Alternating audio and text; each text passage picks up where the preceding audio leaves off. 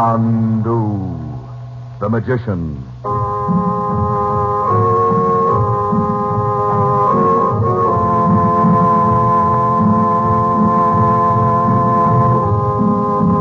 Good evening, ladies and gentlemen. We present for your enjoyment Chandu, the magician. And before our drama begins, we would like to suggest that probably you will like White King better than any other soap you have ever used. If you have a washing machine, listen. Get some White King from your grocer. Put some in your washer. Not so much, mind you, as the soap you've been using. Put in your clothes. Put in the water, but not so hot as the water you thought you had to have to get things clean. Then turn on the power. Run your wash through and just see with your own eyes what happens. We try to make this radio drama thrilling, but honestly, what a thrill you'll have when you see clothes washed with this different kind of soap. Save on your soap bill. Save on your gas bill. Save on your clothes bill. You'll say, I love White King granulated soap.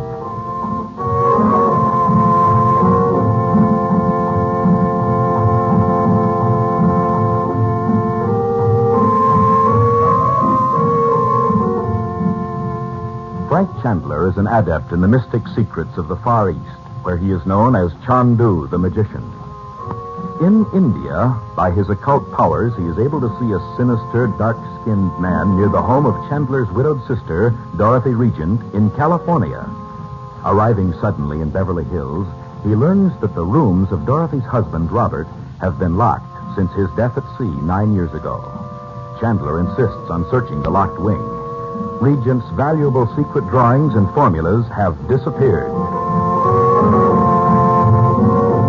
Then, in a crystal ball, the family is shown a room in Egypt where an evil-looking man, calling himself Roxor, speaks of Robert Regent as if he were still alive. A moment later, Chandler discovers in the garden the sinister, turbaned figure who had brought him halfway across the world.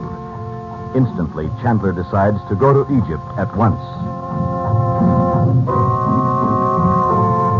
The present scene is a narrow street in the city of Alexandria. Chandu, the magician.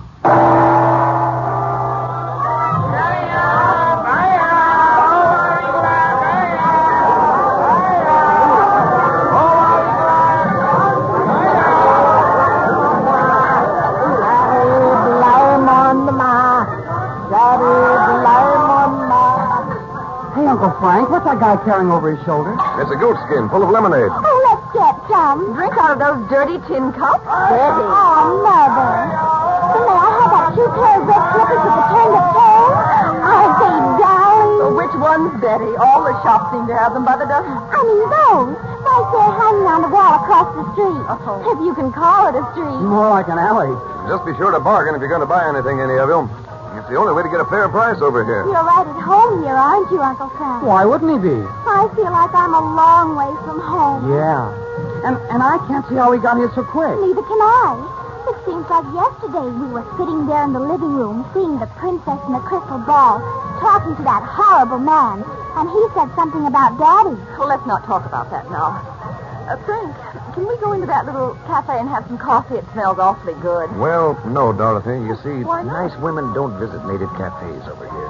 We can go back to the hotel if you like. Oh, no, not yet. We just got here. Uncle Frank, how did we get to Egypt so soon? Why worry about that, Bob?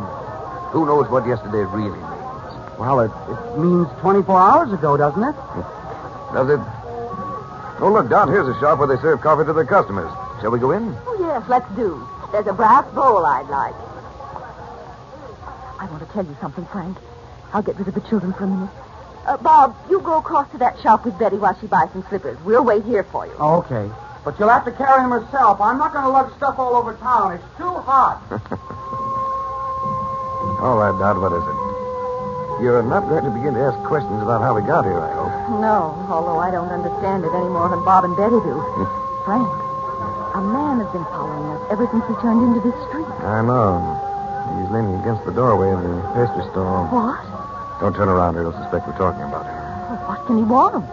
Maybe just to keep us inside. Look down as if you were examining this embroidery. Look interested. Well, I'll try.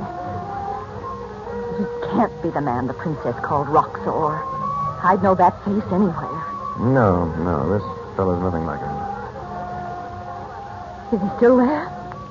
Yes. Don't look up, Dot.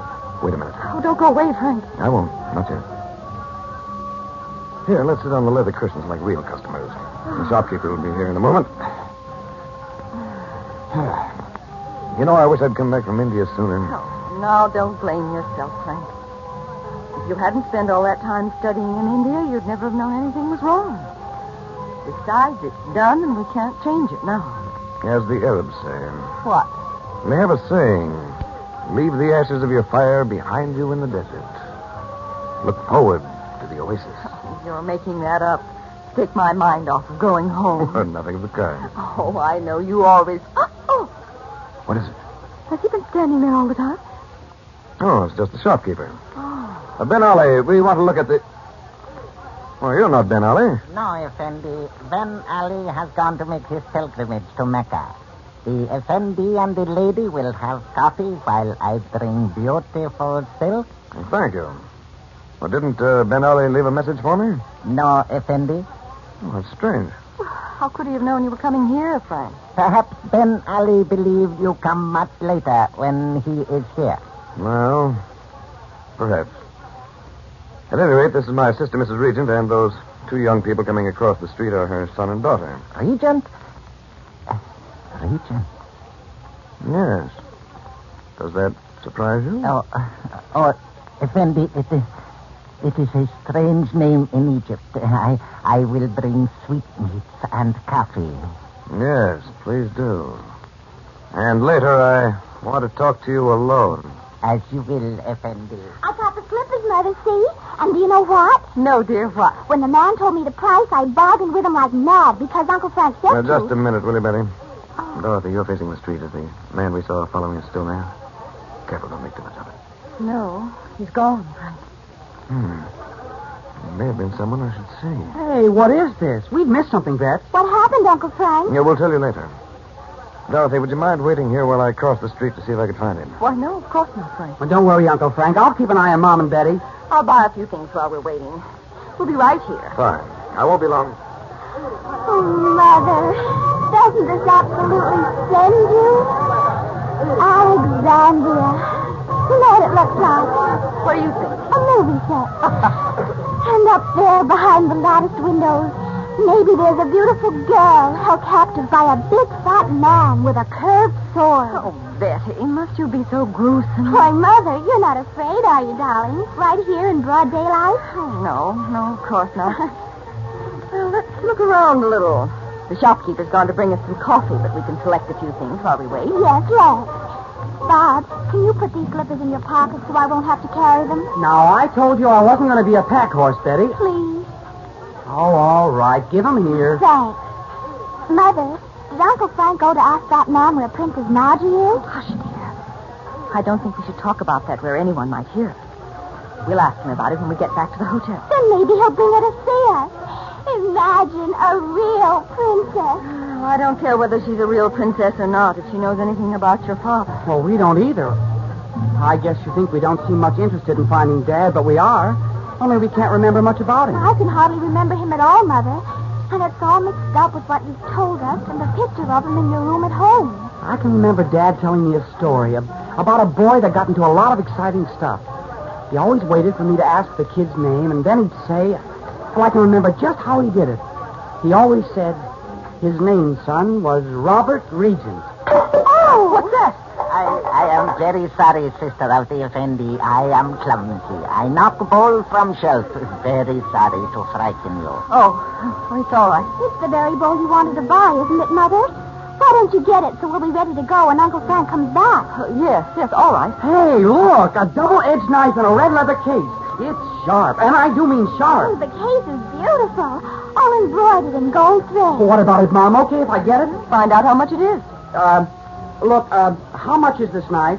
Oh, young Effendi, you choose the finest knife in shop. Ben Ali bought it from young Bedouin who sell it for love of lady. Did he really? What happened? Young Bedouin love poor young girl. He rich, many fine horses, many camels. Father not know he love poor young girl. Young Bedouin come to Alexandria, follow girls, sell everything.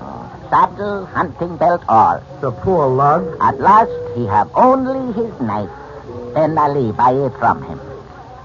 Perhaps it killed many men. Who knows? Oh, put it down, Bob. He's only kidding, aren't you? You don't mean it was true. I only telling story for please young lady. Oh, well, let's get our things together, shall we? You like beautiful rug of silk made for prayer toward Mecca? Yes, I don't mind looking at it. Is it this one? No, sister of the Effendi. Ben Ali keeps such beautiful rug in upper room. You like to come up and see them? Let's do, Mother. Oh, wait, let's see if Uncle Frank is coming. I don't see him. We'll only be a few minutes. Well, I suppose they're very expensive. Yes, worth much money. Take many years to make. Some are old, 400, 5, many years. Oh, I'd like to see what it's like up there. Come on, Mom. What can we lose? Yes, Mother. Isn't this fun? Like a story. Well, you're not scared, are you, Mom? We're right here on the street. Oh, no, of course not. Which way do we go? Through this curtain. Walk upstairs, please. I come up after you. Shall I go first, Mom? All right. Goodness, it's dark after the bright sunlight in the street. Oh, it'll be light when we get up there. Where's Mrs. Regent and her children? They have gone to upper room to look at beautiful rugs, Effendi. Your sister say I am to ask you come also. Oh, very well. Through the curtain. You see the stairs, Effendi? Yes, thanks. I see them. Regent. And with them Chandu, the magician. By the sacred mule of the prophet, Roxor will reward me well.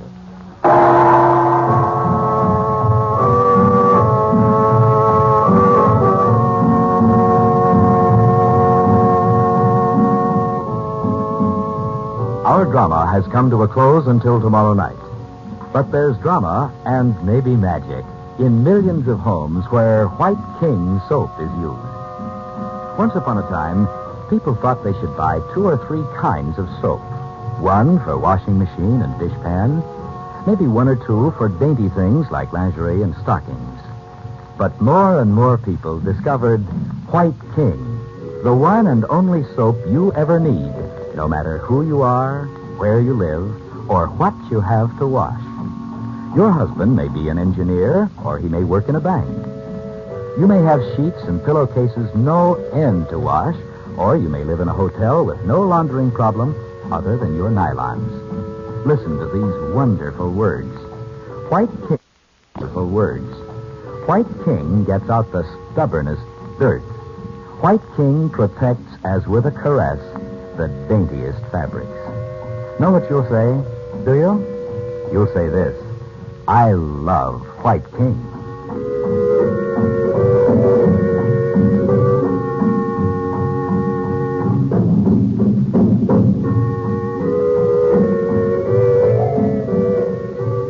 Chandu the Magician is presented for your enjoyment every weekday evening. Your announcer is Howard Culver. The makers of White King invite you to listen tomorrow at this time when the story resumes. Chandu the Magician.